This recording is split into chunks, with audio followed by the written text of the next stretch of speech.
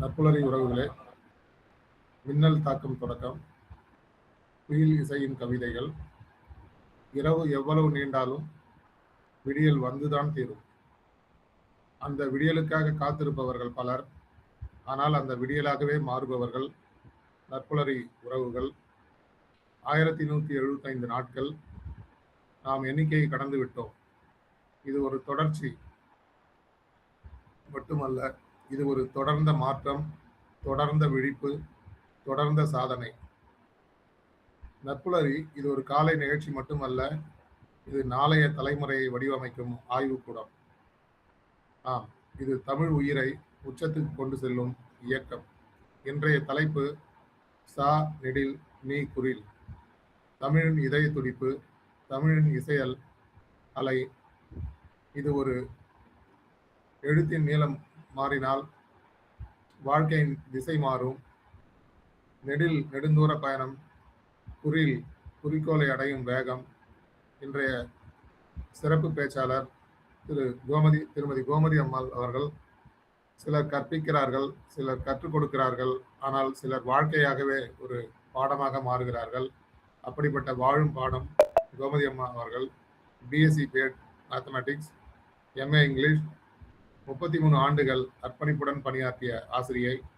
அவரின் வாழ்க்கை ஒரு பல்திறன் சங்கமம். கோலம் கலையின் வண்ணம், சமையல் அன்பின் சுவை, பாடல் ஆன்மாவின் மொழி, கீபோர்டு பிளேயர் இசையின் இதயம், யோகா உடல் மற்றும் மன அமைதியின் பாதை. தற்போது எம்எஸ்சி யோகா படித்து வருகிறார். கற்றல் முடிவதில்லை என்பதற்கு உயிருள்ள சாட்சி. மேடை அனுபவங்கள், கலைஞர் டிவி வா தமிழா வா பங்கேற்பாளர், பட்டிமன்ற சிந்தனையின் செல்வி, அரட்டை அரங்கம் உரையாடல் வல்லுனர், சிவராத்திரி கோயில் நிகழ்வுகளில் பக்தி பாடல்கள், ஆன்மீக முதல் கலை வரை, கல்வி முதல் தொழில்நுட்பம் வரை அவரின் பயணம் ஒரு முழுமையான மனிதரின் வடிவம். இன்று நாம் கேட்கப் போவது ஒரு உரை அல்ல, அது ஒரு அறிவின் இசை, தமிழின் திருவிழா, ஒரு உள்ளத்தை உழுக்கும் உண்மை. தமிழ் எழுத்தை உணர்ந்தவன், உலகை உணர்ந்தவன், நெடில் ஓசையை வைத்தவன் உயரம் அடைந்தவன், குரிலின் ஒளியை குறிக்கோளாக வைத்தவன் வெற்றி அடைவான்.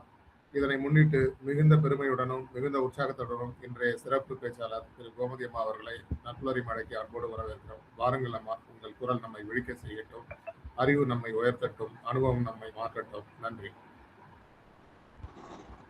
வாழ்க வளமுடன் சார், ரொம்ப நன்றி. உங்களோட பேச வைக்கணும்னு ஆரம்பிக்கலாம். அன்பு நிறைந்த நட்புணரி குடும்ப உறவுகளுக்கு இனிய நற்காலை வணக்கம் மற்றும் வாழ்க வளமுடன். எப்படி பால் வந்தாலும் நாங்க சிக்ஸர் தான் அடிப்போம் அப்படிங்கிறவங்க நம்ம நட்புணரி உறவுகள். தலைப்பு கொடுத்தாலும் திறமையாக பேசுவோம். உயிரெழுத்தோ மெய்யெழுத்தோ உயிர்மெய் எழுத்தோ ஆயுத எழுத்தோ குறிலோ நெடிலோ 2 எழுத்துக்கள் கொடுத்தாலும் மிக மிக அசத்துவோம் என இந்த மாதம் அசத்தி கொண்டிருக்கிறார்கள் நம் நட்புணரி ஃபேமிலிஸ்.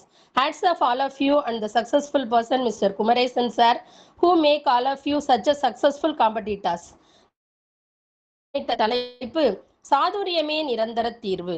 சாதுரியம் என்ற சொல்லை கேட்டாலே நமக்கு இந்த பாடலும் அதன் நடுவே வரும் சபாஷ் சரியான போட்டி என்ற வசனமும் சட்டென்று நினைவுக்கு வரும். சாதுரியம் பேசாதேடி சாதுரியம் பேசாதேடி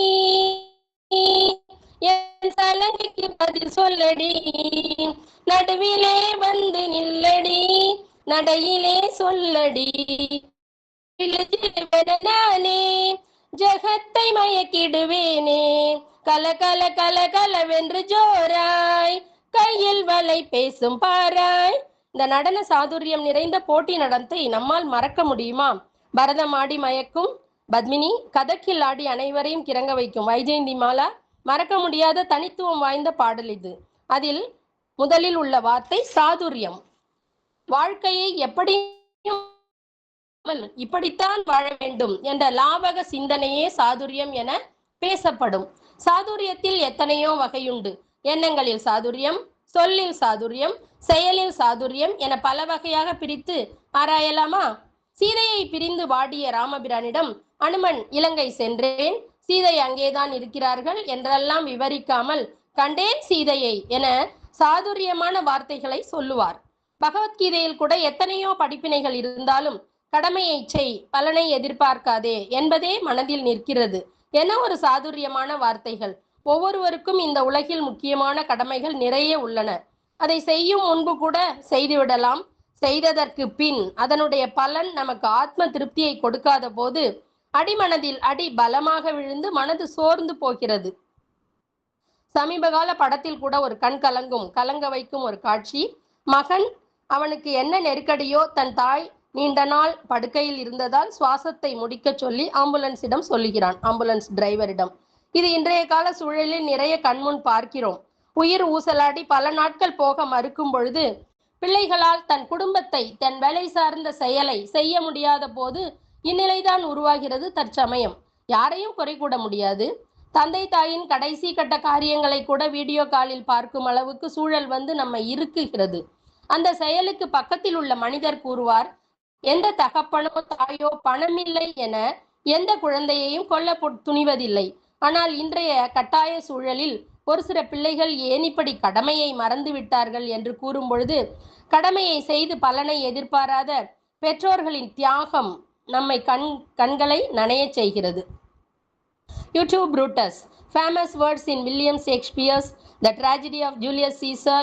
The phrase you too Brutus is spoken by Julius Caesar at the moment of his assassination, which are the crying words towards Brutus, the most trusted friend of Julius Caesar. But Shakespeare handling these words very cleverly, which signifies the total heartbreak and resignation if even his dearest friend has turned against him, he no longer wishes to live. ஆம், ஷேக்ஸ்பியரின் சாதுரியமான எழுத்து இன்று கூட நண்பனை எதிரியாக மாறும் பொழுது சட்டென்று YouTube Brutus அப்படி என்று பேச தூண்டுகிறது இல்லையா? நம் செம்மொழி தமிழும் அதற்கு சளைத்ததல்ல. நம் செம்மொழி தமிழில் கூட வீரராகவ முதலியார் பாடல் ஒன்று உள்ளது. அடுத்த நாட்டு அரசனை பாடி அதற்கு பரிசாக யானை ஒன்றை பரிசாக பெற்று வந்த பாணன். அதாவது இந்த பாடலில் பாணன் என்பது புலவரை குறிக்கும், பாணி என்பது அவரது மனைவியை குறிக்கும். என்ன பரிசு பெற்று வந்தாய் என பாணனை பார்த்து பாணி கேட்க என்ன என்ன சாதுரியமான சொற்களை போட்டு ஆசிரியர் அசத்தி இருப்பார் பாருங்களேன். பாடல் இம்பர்வான் எல்லை ராமனையே பாடி என் கொணர்ந்தாய் பாணாணி என்றால் பாணி. ராமன் என்று வருவது நம்மளுடைய கம்பராமாயண ராமன் கிடையாது, ஒரு சிற்றரசன். அந்த இம்பர்வான் எல்லையற்ற புகழையுடைய அந்த சிற்றரசன் ராமனை பாடி என்ன கொண்டு வந்தாய் பானா அப்படின்னு பாணி கேட்கிறா. வம்பதாம் கலபம் என்றேன் பூசும் என்றாள். அதாவது கலபம் அப்படின்னா ரெண்டு பொருள் இருக்கு, யானை சந்தனம்.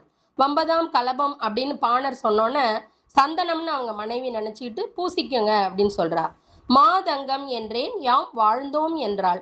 மாதங்கம் யானையை குறிக்கிற ஒரு சொல் மாதங்கம் அப்படின்னு பாணர் சொல்லும் போது அதை என்ன பண்ணிக்கிறாங்க, நிறைய தங்கம் மாதங்கம் அப்படின்னு சொல்லிட்டு நம்ம நல்லா இருக்கலாம், யாம் வாழ்ந்தோம் என்றாள்.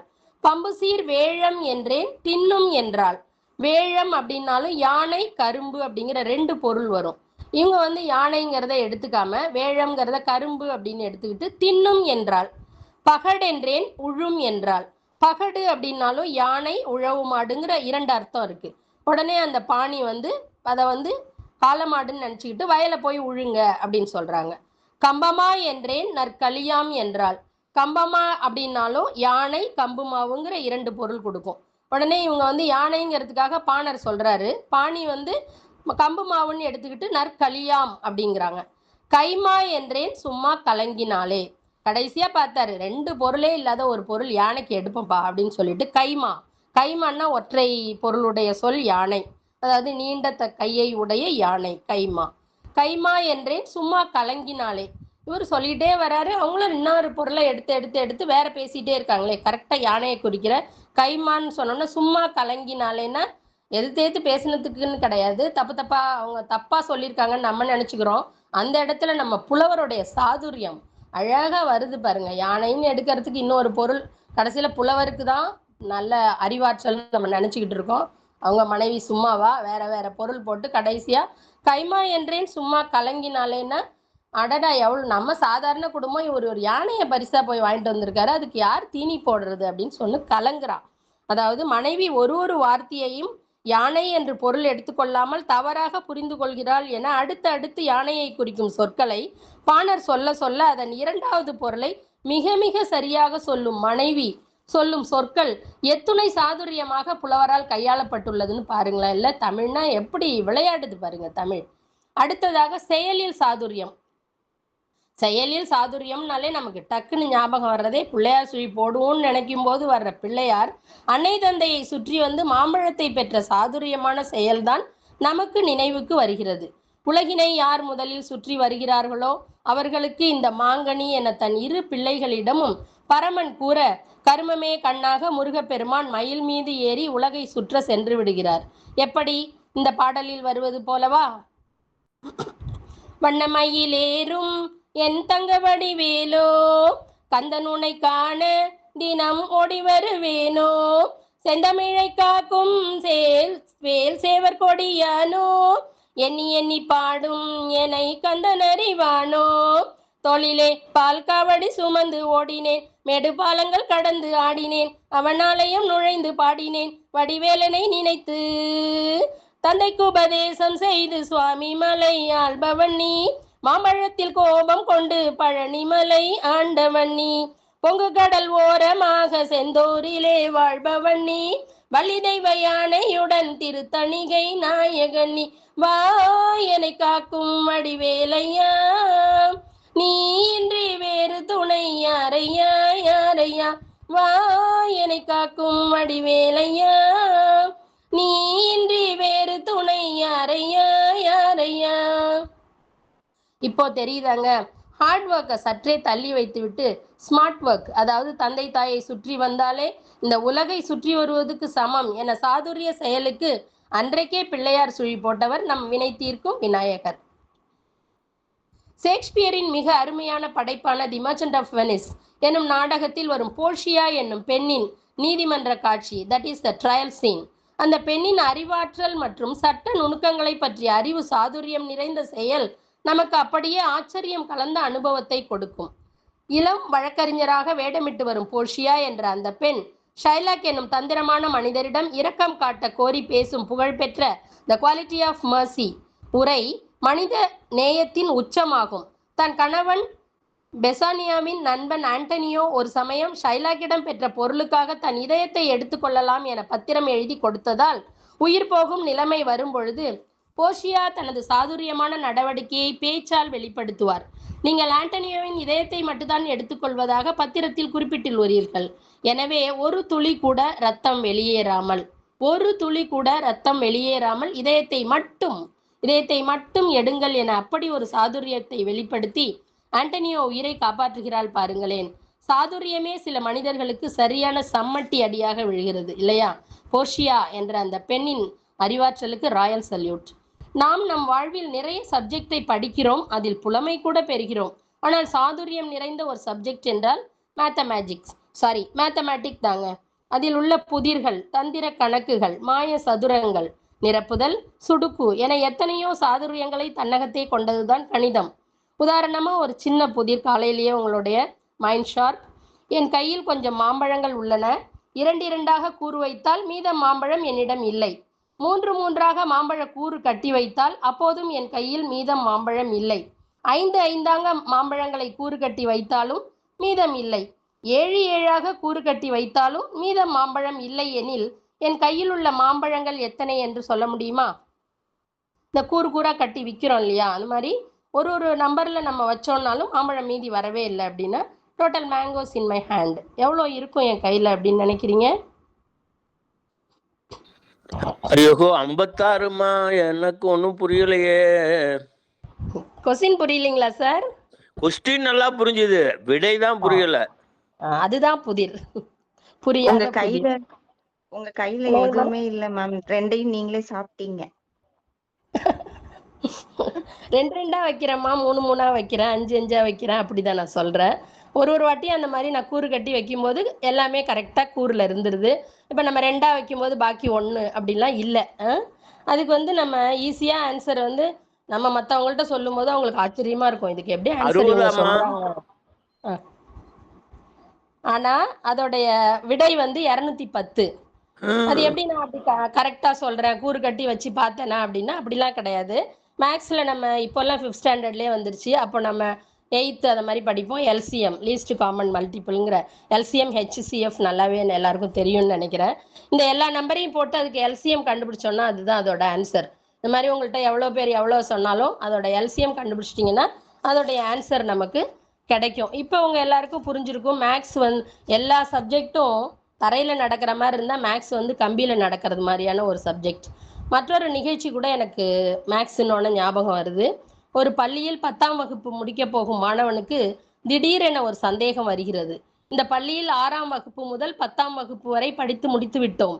எந்த அறிவையும் நாம் பெற்றதாக தெரியவில்லையே என நினைத்து தலைமை ஆசிரியரிடம் சென்று, இந்த பள்ளியில் இத்தனை ஆண்டுகள் படித்து முடித்தும் நான் எந்த அறிவையும் பெறாமல் முட்டாளாகவே இருப்பதாக நான் உணர்கிறேன். எனவே நான் இது நாள் வரையில் கட்டிய பள்ளி கட்டணத்தை தாங்கள் திருப்பி தாருங்கள் என ஒரு போடு போட்டானே பார்க்கலாம். இப்படி இருக்க பிள்ளைங்க எல்லாம் இப்பதான் இப்படிதான் பேசுறாங்க இல்லையா? நாம தான் அப்படியே சாருக்கு பயந்துட்டு பேரண்ட்ஸுக்கு பயந்துட்டு இருந்தோம். தப்பு இல்லை, போல்டா இருக்காங்க. தலைமை ஆசிரியருக்கு ஒரே குழப்பம். இதுபோல் யாருமே நம்மை கேட்டதே இல்லையே.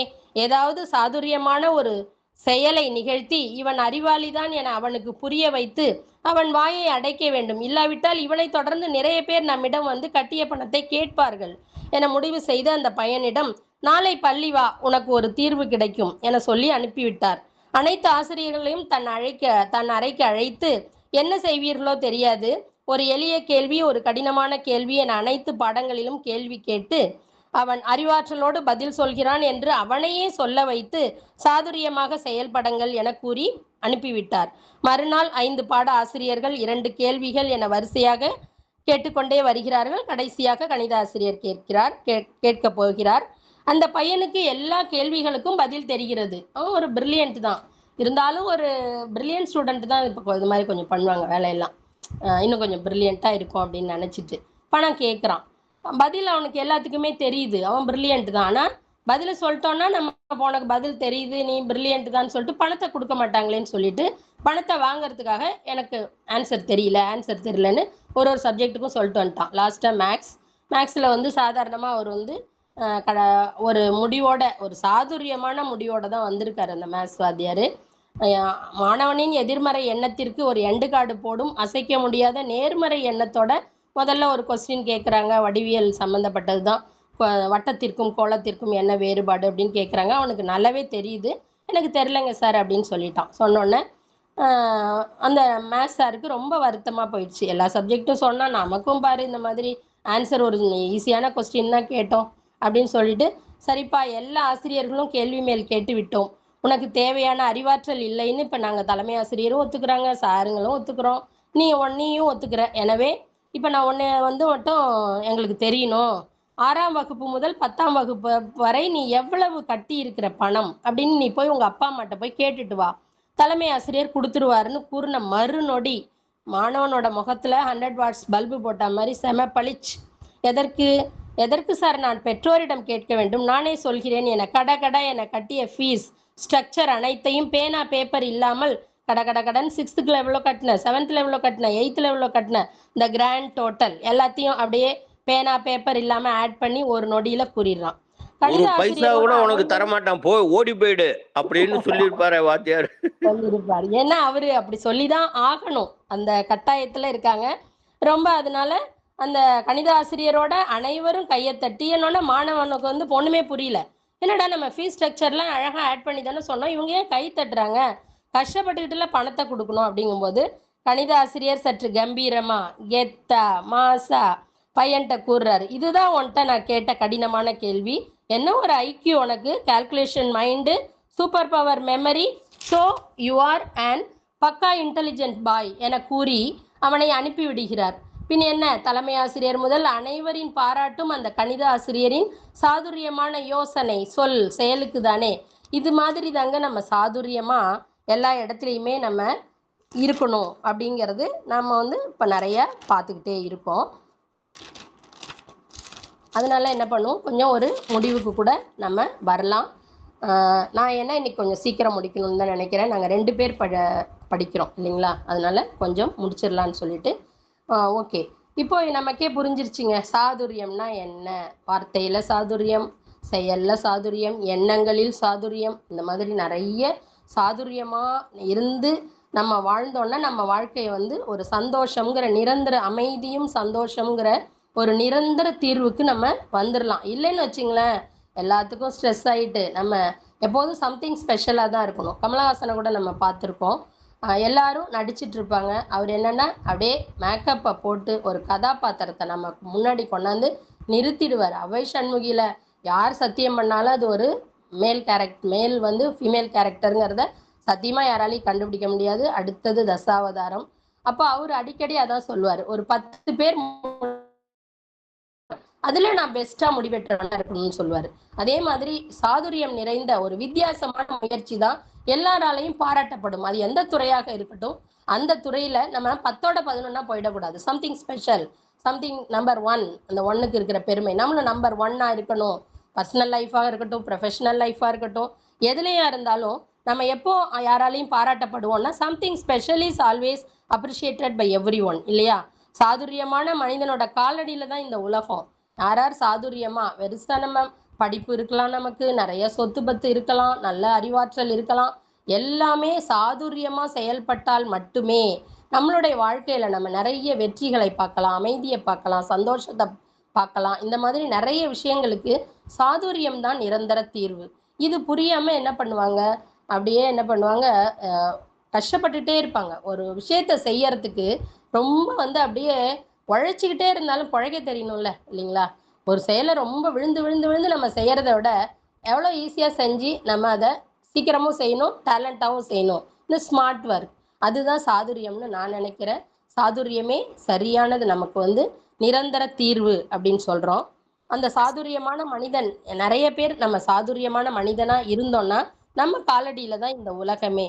ஒரு குடும்பத்துல வந்து தலைவனா இருக்கட்டும், ஒரு சமூகத்துடைய தலைவனா இருக்கட்டும், எல்லாருமே சாதுரியத்தோடு செயல்படும் போது அவங்களுக்கு என்ன பண்ணும், அவனுக்கும் சுத்தி ரொம்ப சந்தோஷமும் அமைதியும். சந்தோஷத்துக்கு கேட்கவே வேண்டாம். எப்படிப்பட்ட சந்தோஷம் அப்படின்னு சொன்னா, இந்த பாடல் போல நம்ம கீழே ஒரு பாடல் நான் பாடுறேன். அந்த பாடல்ல வர்ற சந்தோஷம் மாதிரி அந்த மனிதனும் சந்தோஷமா இருக்கலாம், அவனை சுத்தி இருக்கிற எல்லாருமே சந்தோஷமா இருக்கலாம். சொல்லி வச்சு அடிச்சா, கை புள்ளி வச்சு புடிச்சா, நம்ம ஊருக்குள்ள உன சுத்தி ஒளி வட்டமே, உள்ள சுத்தி பூ போட ஆள் இருக்கும் புகழ் நிலைதானடா. நாம ஆசைப்பட்ட அதுக்காக வாழணும், எல்லாமே கொண்டாட்டமே. போட்டு போட்டு சத்தவானத்தையே அதிரணுண்டா. ஆடு ஆடு இந்த பூமி ரொம்ப பதறனுண்டா. வானத்துக்கு வெடி வச்சு பாப்போமடா. மேகமெல்லாம் மேலத்தை வாசிக்க, தாளத்தை வாசிக்க, ஆட்டத்தை ஆரம்பிப்போம். அடடட ஆரம்பமே இப்போ அடடட ஆகாயமே இப்போ அலறுதடா. வாய்ப்புக்கு நன்றிகள் கோடி. மில்டன் சாருக்கு ரொம்ப நன்றி. எனக்கு வந்து அவங்களோட இந்த வாய்ப்பை ஷேர் பண்ணிட்டதுக்கு அனைத்து நல்லுள்ளங்களுக்கும் நன்றி. நன்றிகள் கோடி. வாழ்க வளமுடன். நன்றி நன்றி மேடம். சார் அன்மியூட் பண்ணுங்க. வாழ்க்கை ஒரு போர்க்களம் என்றால் வெற்றி பெறும் ஆயுதம் பலம் அல்ல, அது சாதுரியம். சாதுரியமே நிரந்தரம், சாதுரியம் பேசாதடி வாழ்க்கை என்ற பாடல் இன்று நாம் கேட்ட உரை ஒரு தலைப்பை மட்டும் சொல்லவில்லை, அது வாழ்க்கையை எப்படி வாழ வேண்டும் செயல் மூன்றும் வேறுபட்டால்தான் மனிதன் சாதாரணத்திலிருந்து சாதனையாளனாக மாறுகிறான். கண்டேன் சீதையை, ஒரு செய்தியை சொல்லும் சாதுரியம். டூ யுவர் டியூட்டி, கடமையை செய் பலனை எதிர்பாராது என்ற ஒரு வரியில் முழு பொறுப்பையும் நிறைவேற்றும் திறமை. ஆனால் இன்று சாதுரியம் தவறாக பயன்படுத்தப்படுகிறது. குறுகிய பணத்திற்காக உறவுகளை மறந்து குழந்தையை கொள்ளும் அளவிற்கு மனிதன் கீழே விழுந்து விட்டான். கடைசி உரிமையை கூட வீடியோ காலில் பார்க்கும் பிள்ளைகள். இதுவா சாதுரியம்? அல்ல.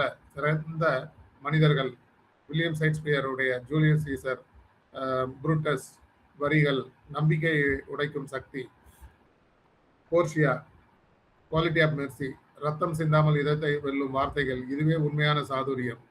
தமிழிலும் சாதுரியம் பெரியது.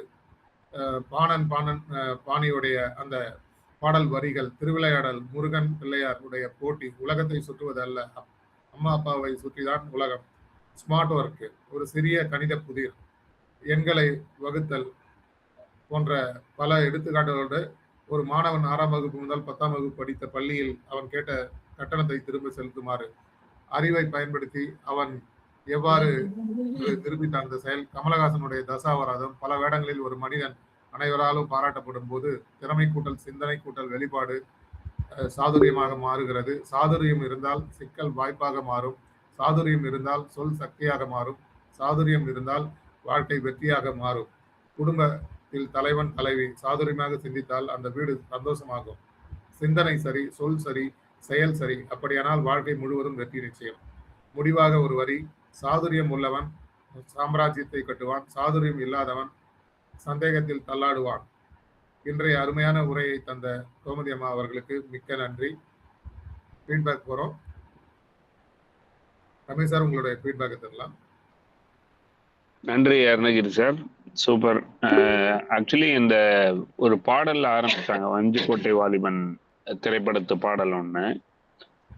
ஆக்சுவலி அந்த சாதுரியம் அப்படிங்கிற வார்த்தை முதல்ல நான் கேள்விப்பட்டது அந்த பாடல்ல தான். ரொம்ப அருமையான ஒரு பாடல். சாதுரியமா இருக்கிறது, அந்த சிச்சுவேஷன் ஹேண்டில் பண்றது, நம்ம ஆஞ்சநேயர்ல இருந்து ஆரம்பிச்சு பல பல செய்திகள் ரொம்ப அருமையா இருந்தது. எப்பவும் போல வெரி யூத்ஃபுல் செஷன் அப்படின்னு தான் சொல்லணும் கோமதி மேடம். சூப்பரா இருந்தது. தேங்க்யூ. நன்றி நன்றி சார். சாதுரியம் இருந்தால் சிக்கலும் சிகரமாக மாறும். சிந்தனை தான் விதை, சாதுரியம் தான் விலை. அடுத்ததாக முத்துலட்சுமி மேம், உங்க பின்னோட்டத்தை தரலாம்.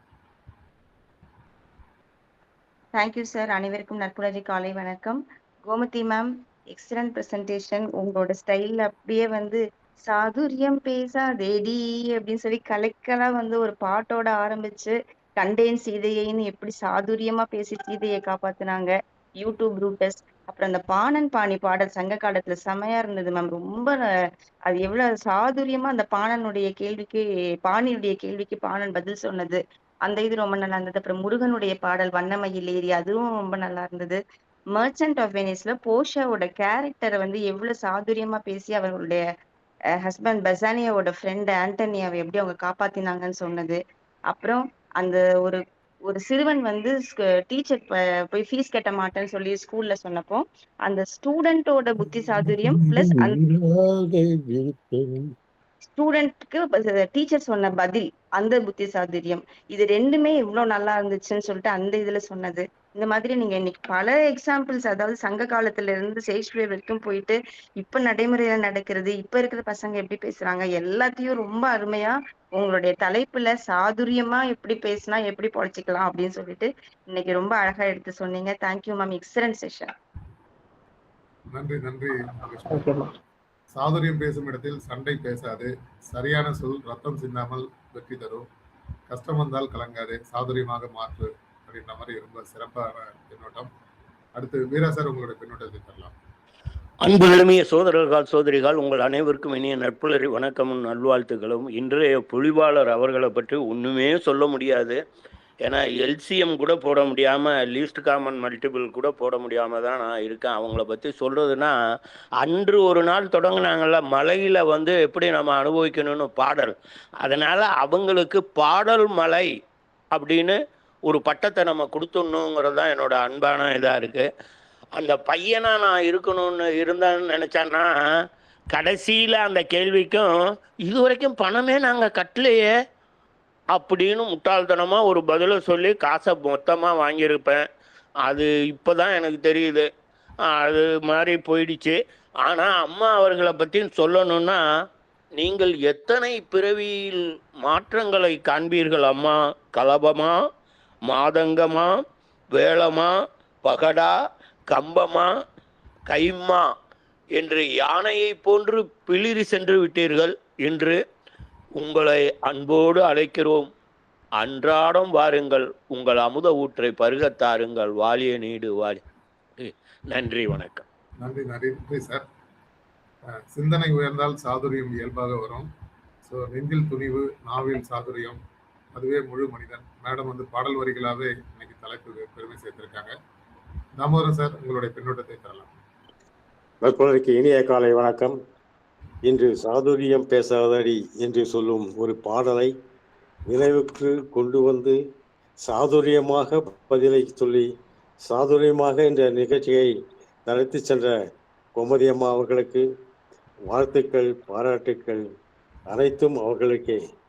மாணவனாக இருந்து அவர்கள் எடுத்த அந்த முடிவு மாணவனையே தோற்கடித்து விட்டது.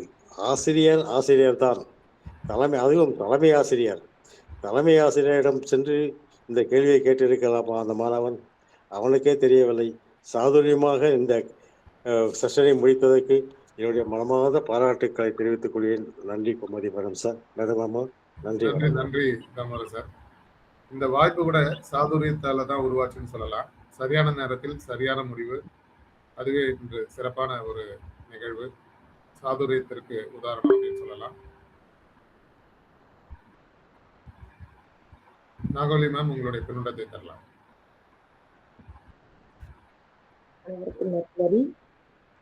கோமதி மேம் நீங்க பாட்டுல அசைக்கிறீங்க, அது மாதிரி எனக்கு பாட்டிலே ஆரம்பிச்சிருக்கேன். பாட்டு ரொம்ப நல்ல பாட்டு. நீங்க தலைப்பு கேட்ட மாதிரி ஒரு பாட்டா எடுத்து எக்ஸ்பிளைனா பேசுறீங்க. ஒவ்வொரு கருத்துக்கும் எப்படி சாதுரியமா இருக்கணும் அப்படிங்கிறதுக்கு அப்பவே கருதுக்கிறேன்.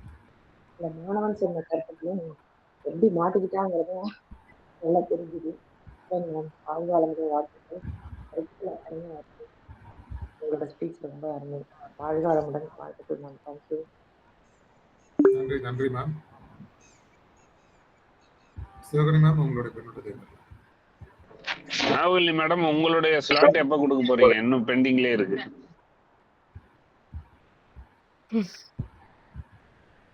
விரைவில் கொடுக்குறேன் சார். நான் ஒவ்வொரு மாதமுமே ரெடி பண்ணிடுவேன்.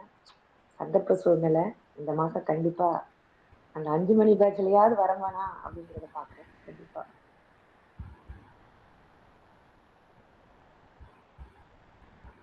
அனைவருக்கும் வணக்கம் மேம். ரொம்ப செஷன் எக்ஸலண்ட்டாக இருந்தது. பாட்டிலேருந்து தொடங்கி கடகடன்னு ஒவ்வொரு விஷயத்தையும் எடுத்து சொன்னீங்க. அந்த மாணவர் கதையும் ரொம்ப சிறப்பாக இருந்தது. இன்னைக்கு சாதுரியமாக செயல்படுதல் அப்படிங்கிறத ஒருத்தருக்குமே முக்கிய தேவையாக இருக்குது அப்படிங்கிறத ரொம்ப அழகாக உங்களோட செஷனில் கொண்டு வந்து உணர்த்திட்டீங்க. இங்கே இந்த மாதத்தில் கோமதி மேடமோட பேச்சை மிஸ் பண்ணிடுவோமோ அப்படிங்கிற குறைய போக்குன மாதிரி செஷன் இந்த தடவை வந்து டபுள் தமாக்கால கொண்டு வந்து கலக்கிட்டீங்க. ரொம்ப எக்ஸலண்ட் மேம். வாழ்த்துக்கள். வாய்ப்புக்கு நன்றி சார். நன்றி சிவகணி மேம். கோமதி மேம், உங்களுடைய ஏற்புரை. ஹலோ சார், ஒரே ஒரு வார்த்தை மேடத்துக்கு சொல்லிடுறேன் sir. Yes ma'am. Good morning to all. Very happy morning sir. ரொம்ப மேடம் பயங்கர எனர்ஜெட்டிக்காக எப்பயுமே உங்கள் செஷன் வந்து சூப்பராக இருக்கும். பாட்டு பாடி நிறைய இன்ஃபர்மேஷன் வித் மேக்ஸோட அருமையாக வந்து பண்ணிட்டீங்க மேம். Thank you so much. நல்லா இருந்தது. அந்த ஒரு வார்த்தை மட்டும் ரொம்ப என்னை இன்ஸ்பயர் பண்ணிகிட்டே இருக்குது. கண்டேன் சீதையே அப்படின்றது இது என்னுடைய வாழ்க்கையில் மிகப்பெரிய ஒரு அனுபவம். அதை நான் இன்னொரு டைமில் கூட சொல்லிக்கிறேன், because time no. Thank you ma'am. Such a great session too. Thank you so much. நீங்கள் ஆல்வேஸ் எப்போதும் கலக்கிக்கிட்டு தான் இருக்கீங்க. எல்லாரும் உங்களுக்கு ஃபீட்பேக் சூப்பராக கொடுத்தாங்க. Thank you so much ma'am. And also I welcome to mister Milton sir. அடுத்த செஷனுக்கு we are waiting. Okay, thank you ma'am. Thank you sir. நன்றி மேம். மேம், உங்களுடைய ஏற்புரை தரலாம். வாழ்க வளமுடன் சார். முதல்ல வந்து எனக்கு வாய்ப்பு கொடுத்த அந்த நற்புலரி ஃபவுண்டேஷன் குமரேசன் சார், ரொம்ப எனக்கு நன்றியை நான் சொல்லிக்கிறேன். அடுத்ததாக நிறைய பேர் இதை கேட்குறீங்க, இந்த ஏர்லி மார்னிங்கில் கூட வந்து இன்ட்ரெஸ்ட்டாக அதை கேட்குறீங்கும்போது அது கூடுதல் சந்தோஷமாக இருக்குது. 5:30லேருந்து 5க்கு வந்ததுங்கிறதே பெரிய விஷயம். கேட்டவங்க சில பேர் மிஸ் பண்ணிவிட்டு அப்புறமா யூடியூப்பில் கேட்குறாங்க. அந்த மாதிரி கேட்கணுங்கிற ஆர்வம் உள்ளவங்களுக்கெல்லாம் நான் தலை வணங்குறேன். ஃபீட்பேக் கூட பார்த்தீங்கன்னா இதை அதாவது இப்போல்லாம் என்னென்னா பேச போகும்போது அந்த தலைப்பை பற்றி நான் நினைக்கிறேனோ இல்லையோ, இதுக்கு ஃபீட்பேக் எப்படி வரும் அந்த சிந்தனையில் தான் எதையும் கொடுக்கணும். நம்ம பாட்டு நல்லா கொடுக்கணும். இன்றைக்கி வந்து கொஞ்சம் சாதுரியம்னாலே எனக்கு மேக்ஸுன்னு அடிமனதில் ஆழமாக இருக்கும். அதனால் மேக்ஸை பற்றி கொஞ்சம் அதிகமாகவே பேசிட்டனோ இருந்தால் கூட எனக்கு மேக்ஸை பற்றி சொல்லணும் அப்படிங்கிறது. ஏன்னா 33 வருஷம் மேத்ஸ் டீச்சராக இருந்ததோட விளைவு அது. ஓகேங்களா? ஃபீட்பேக் சொன்னேன். Ramesh sir, Muthulakshmi ma'am, Veera sir, Damodaran sir, Sivagani ma'am, Lavanya ma'am, Manjula ma'am எல்லாருக்குமே என்னுடைய ரொம்ப ரொம்ப ஸ்பெஷல் தேங்க்ஸ். இந்த காலை வேலையிலையும் வந்து என்னை உற்சாகப்படுத்துறீங்கும் போது இந்த உற்சாகம் தான் அடுத்த மாதம் வரைக்கும் கூட நீடிக்குது. அப்படியே இந்த ஃபீட்பேக் தான் என்னை அப்படியே ஃபுல்லாக ரீசார்ஜ் 100% ரீசார்ஜ் பண்ண மாதிரி இருக்குது. அதனால் இந்த வாய்ப்பு நான் வந்து எனக்கு கொடுத்த அவங்களுக்கும் சிவகணி மேடம் தான் நான் கொஞ்சம் பேசினேன். நான் பேசாமல் விட்டுட்டேன்ப்பா இவ்வளோ நாள், இப்போ பேசணும்னு நினைக்கிறேன், கொஞ்சம் மைண்ட் செட் கரெக்டாக இருக்குன்னு அவங்க தான் கொஞ்சம் பேசி, அருணகிரி சாரும் பேசி எனக்கு இந்த இன்னைக்கு வாய்ப்பை கொடுத்தாங்க. அவங்களுக்கும் நான் நன்றியை சொல்லிக்கிறேன். அடுத்ததாக வரவிருக்கும் மில்டன் சாரையும் வருக வருக என வரவேற்கிறேன். வாழ்க வளமுடன் சார். நன்றி நன்றி உற்சாகப்படுத்துறது மட்டும் இல்லம்மா, நாங்களும் உற்சாகப்படுத்தி கொள்ளுகிறோம் எங்களை. நன்றி நன்றி. சிறப்பான ஏற்புரை. அடுத்த நிகழ்ச்சிக்கு போகிறோம். மில்டன் சார் ஸ்டார்ட் பண்ணலாமா?